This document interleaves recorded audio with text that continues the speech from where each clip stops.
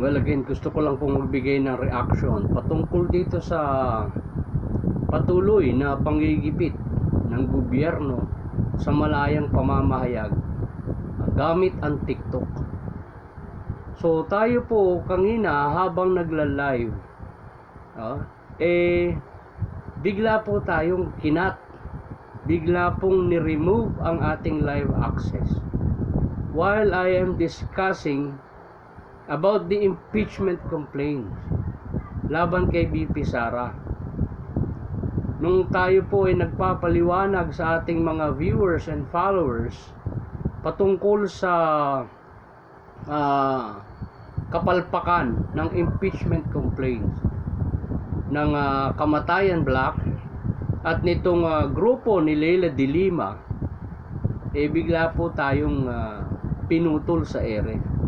Bigla pong inalis at yung ating live. At ang ginawa pong reason sa atin violation daw doon sa community guidelines.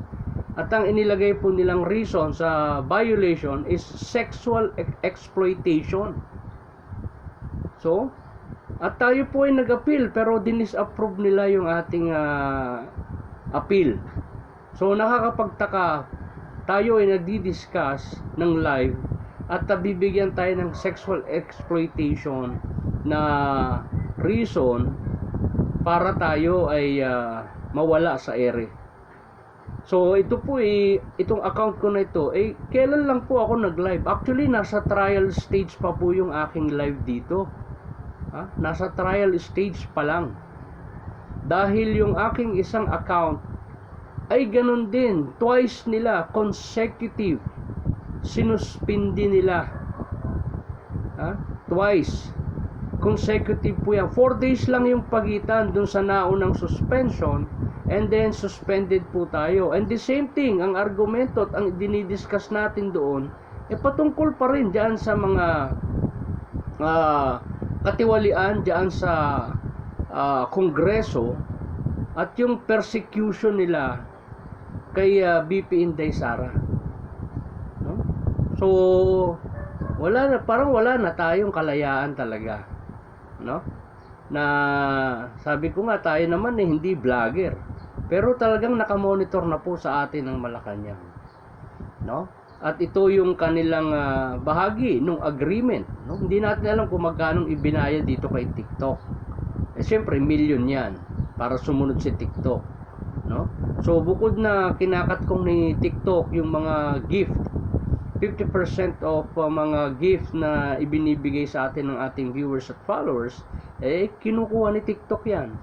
So bukod pa dyan, kumikita pa sa Malacanang. So malinaw po ito na talagang wala na po tayong pilim-pili na yung ating karapatan sa pamamahayag. So pwede magchismisan, mag-usap ng walang katuturan. So kaya nakikiusap ulit tayo para doon sa ating mga viewers at followers, sundan na lang po ninyo ako doon sa ating YouTube channel, doon po ninyo ako sundan sa YouTube channel. Paki-subscribe na lang po para doon tayo mag-live.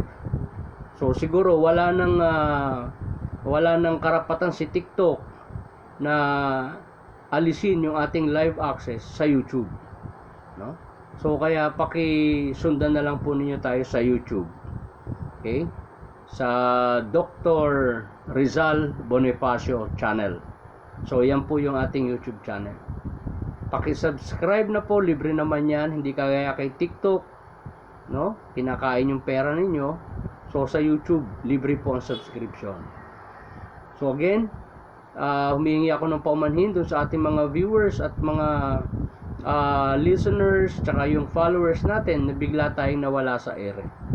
Okay? Yan po dahil na naman kay TikTok. Tayo talaga pong binabantayan na nitong gobyerno sa ating pamamahayag.